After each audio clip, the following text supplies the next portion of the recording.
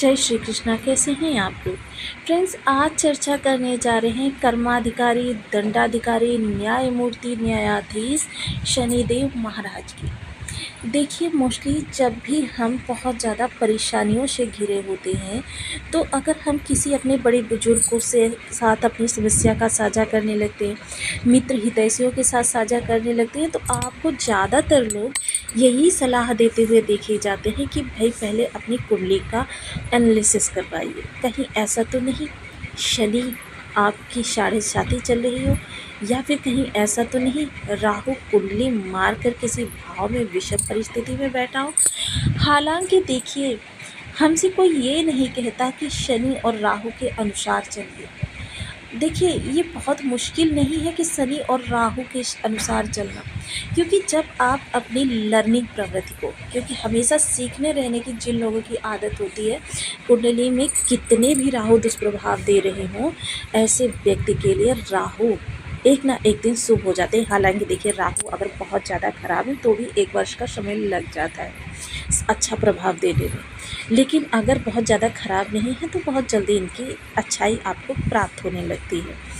लेकिन देखिए, learning power, Rahu क्या है? माइंड है। माइंड को जितना ज़्यादा आप एक्टिव रखते हैं, उतना ज़्यादा राहु के अच्छे प्रभाव आपको प्राप्त होते हैं। लेकिन आज हम चर्चा कर रहे हैं शनिदेव महाराज की।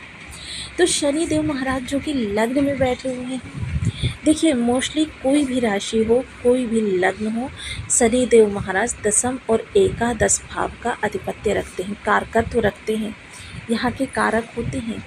लेकिन क्या है, आपके बर्थ चार्ट में शनिदेव कहाँ के स्वामी हैं? लाभ के और व्यय के, धन के दोनों ही डिपार्टमेंट, यानी आना और जाना शनिदेव ने संभाले हुए हैं। और इस समय पर ये बैठे हुए हैं लग्न करते। मोस्टली लग्न क्या होती है? लग्न जो होती है वो आपका हाव भाव, आपका स्वभाव, आपकी जीवन शैली, आपका स्वास्थ्य, आपकी कहते हैं ना बात करने का तरीका, एटीट्यूड जिसे बोला जाता है, साथ ही साथ आपके अंदर कितनी सहनशीलता है, ये सब कुछ यहाँ पर बैठा हुआ ग्रह नियंत्रित करता है। अब शनिदेव जब लाभ भाव के स्वामी हैं, तो मोस्टली ये आपके धन के आने के मार्ग को देखते हैं कि आपका धन कौन से मार्ग से आ रहा है, नीति अनीति से आ रहा है, शुभता अशुभता से आ रहा है, या फिर आप किसी तरीके से छल प्रपंच या फिर शॉर्टकट का प्रयोग करते हैं। देखिए, मोस्टली शनि क्या है? सबसे दूर के प्लेनेट है, और दूर के प्लेनेट होने के साथ साथ शनि जो होते हैं आजीविका के कारक भी होते हैं। देखिए, मैंने आपको जिस समय पर आपके ये प्रथम भाव में शनिदेव महाराज थे, साढ़े साथी के प्रथम भाव में, तब मैंने काफ़ी बार आपको एक चीज़ बताई थी कि देखिए, शनिदेव दूर के ग्रह तो हैं, लेकिन किसी भी भाव में चले जाए, ऐसा नहीं समझना चाहिए कि आपके ये द्वादश में हैं, लग्न में हैं या धन में हैं तभी आपके ऊपर साढ़े साथी चलती है, बिल्कुल नहीं। जिस भी भाव में शनिदेव जाते हैं, अब चलिए मान लेते हैं कि आपके सुख भाव में शनिदेव महाराज आ गए, आप भाव वृद्धि करेंगे जिसकी वजह से सुखों में वृद्धि होगी, लेकिन तृतीय दृष्टि से शत्रु बढ़ेंगे, सप्तम दृष्टि से कार्य कारोबार में विषमता उत्पन्न होगी, और दसम दृष्टि से आप परेशान, चिंताग्रस्त और स्वास्थ्य में दिक्कतें देखने में आएंगी। मोस्टली क्या होता है कि शनिदेव जिस भी भाव में होते हैं, उस भाव संबंधी आपको प्रभाव निगेटिव कर देते हैं जब आप नीति नियम के खिलाफ कार्य करना प्रारंभ करते हैं। मोस्टली देखिए, शनि राहु को समझना बहुत ज़्यादा मुश्किल नहीं, जितना आप इन दोनों ग्रहों को समझकर आगे कार्यों को करेंगे। देखिए, जहाँ शनि मेजर प्लेनेट हैं, सबसे दूर के प्लेनेट हैं, और इसके अतिरिक्त देखिए शनि का प्रभाव जो होता है वो आपको आजीविका से प्रारंभ होकर आपके संपूर्ण जीवन में नकारात्मकता फैला देता है। आजीविका यानी दसम भाव, देखिए ये वो भाव होता है आपका जिस पर समस्त आपके समस्त भाव, यानी आपके जीवन के जितने भी क्रियाकलाप हैं वो इसी दसम भाव पर टिके होते हैं, जहाँ का कारकत्व शनिदेव महाराज के पास होता है, और शनिदेव की दसम दृष्टि भी इसी स्थान को देख रही है। देखिए क्षमा करें, किसी भी ग्रह के पास 3 दृष्टियां होने का मतलब ये है कि उस ग्रह में अन्य ग्रहों से ज़्यादा विशेषता है।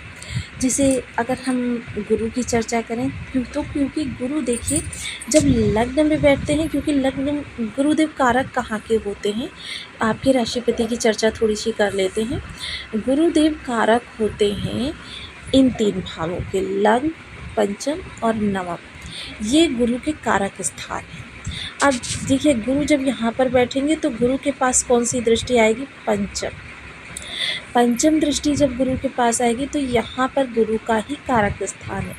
सप्तम दृष्टि कहाँ पर जाएगी, सप्तम दृष्टि देखिए हर ग्रह को जब आप लॉजिक के साथ लग्न में बिठाकर चेक कीजिए तो आप समझ में अचंभित हो जाएंगे इनकी शानदार स्थितियों को देखकर। सप्तम दृष्टि देखिए यहाँ के कारक तो नहीं होता, लेकिन फिर भी इनका यहाँ पर होना, प्रभाव देना बहुत ही आपके लिए राजयोग कारक माना जाता है। देखिए व्यापार भी बढ़ता है। नवम दृष्टि अपने कारक स्थान यानी कि आपके जो ये भाव है उस भाव पर, नवम भाग्य भाव पर जाए, क्योंकि भाग्य भाव के कारक कौन होता है, गुरुदेव। इसलिए देखिए इनकी दृष्टियों के माध्यम से आप शनि की दृष्टियों को भी समझ सकते हैं। देखिए शनि की दृष्टियों को समझने के लिए चलिए आगे बढ़ते हैं वीडियो में, तो बने रहिए हमारे साथ इस वीडियो में एंड तक, आपको बहुत कुछ जानने के लिए मिलेगा। यदि आपके लग्न में कुंडली के प्रथम भाव में 12 नंबर बना हुआ है तो ये राशिफल आपके लिए, कुंडली में कहीं भी चंद्रमा के साथ 12 नंबर बना हुआ है तो ये राशिफल आपके लिए, कुंडली ना होने की स्थिति में आप इसे नाम राशि से भी देख सकते हैं। यदि अभी तक आपने अपने इस चैनल को सब्सक्राइब नहीं किया है तो प्लीज़ सब्सक्राइब कर लीजिए, वीडियो को लाइक कर दीजिए, चैनल को शेयर कर दीजिए।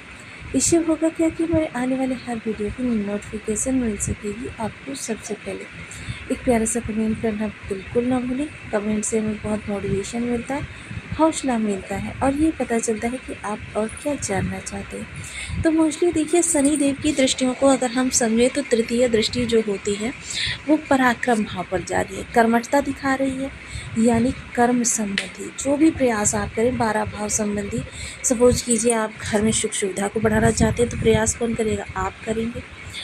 सपोज कीजिए आप ज्ञान को बढ़ाना चाहते हैं, संतान प्राप्ति चाहते हैं, या फिर विद्यार्थी हैं तो एजुकेशन चाहते हैं, तो भी ये भाव आपके लिए प्रभावकारी रहने वाला है। अब यहाँ पर देखिए तृतीय दृष्टि जो है वो आपके इस समय पर प्रयासों को मांझती हुई दिखाई देगी, यानी कि चमकाती हुई दिखाई देगी। अब यहीं से देखिए शनि के पास सप्तम दृष्टि जो कि कल कारखानों के स्वामी, व्यापारी वर्ग या मजदूर वर्ग कहें तो देखिए जिनके शनि बहुत ज़्यादा ख़राब होते हैं उनकी लाइफ जो होती है वो मजदूरी में जाती है, और जिनके शनि अच्छे होते हैं, सामान्य होते हैं, तो देखिए वो क्या होते हैं, कल कारखानों की निर्माण करना प्रारंभ कर देते हैं। कल कारखाने जब उनके औद्योगिक क्षेत्र चलने लगते हैं तब सोचिए रंक से राजा बनाने वाली स्थिति आ जाती है। अब उन्हीं शनि की दसम दृष्टि की अगर हम चर्चा करें तो आजीविका यानी स्वयं के कारक स्थान पर, तो देखिए सबसे पहले अगर यहाँ की चर्चा करें तृतीय भाव की, तो यहाँ पर शनिदेव बहुत उत्तम प्रभाव देते, तृतीय दृष्टि जा रही है और दसम स्थान पर केतु दिग्बली होकर यहाँ पर आपके लिए शानदार प्रभाव ही लेकर आ जाते हैं।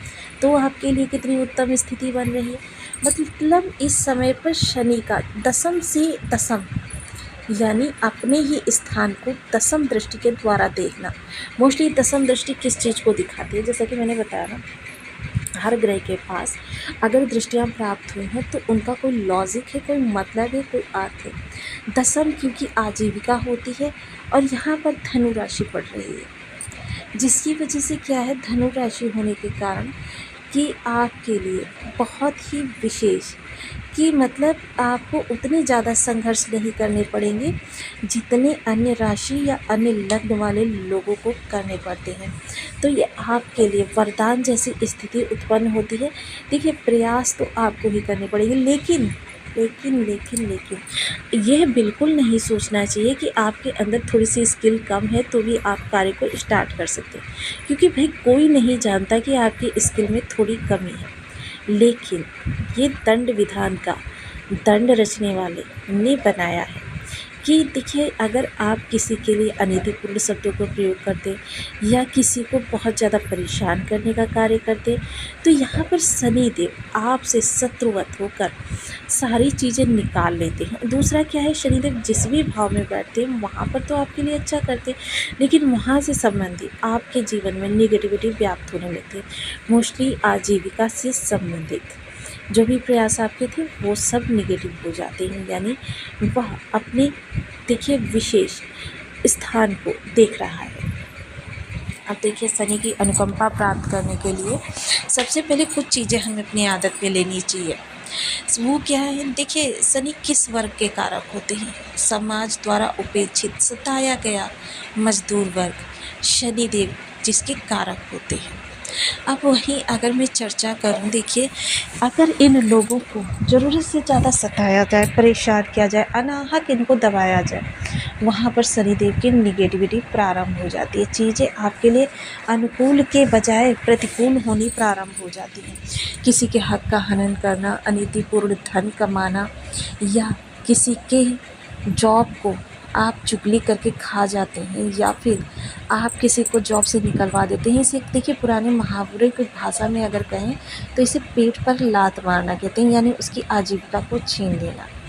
तो ये बेहद महत्वपूर्ण हो जाता है कि चीज़ों को हम पहले समझें और समझकर उसके अनुरूप कार्यों को जब आगे करेंगे तो हमारे जीवन की अधिकांश समस्या आप देखेंगे कि बस आपको आभास हुआ कि वो समस्या आई, लेकिन आप तक समस्या वो पहुंची ही नहीं, बीच में ही ध्वस्त हो गई, समाप्त हो गई। हालांकि देखिए ऐसे स्थान पर शनिदेव किसी का रूप बना कर आ सकते हैं या फिर आपके लिए देखिए विशेष बहुत महत्वपूर्ण इस समय पर चीज़ें निकल कर आ रही हैं। तो देखिए अगर आप अपनी आदतों को सदाचार से जोड़ देंगे, सदाचार बेहद महत्वपूर्ण गुण है। ये पुरातन काल का सदाचार संबंधी चीज़ें जो हैं आपके जीवन में बढ़ती जानी चाहिए। बिल्कुल ऐसा नहीं होना चाहिए कि आपने 2-4 दिन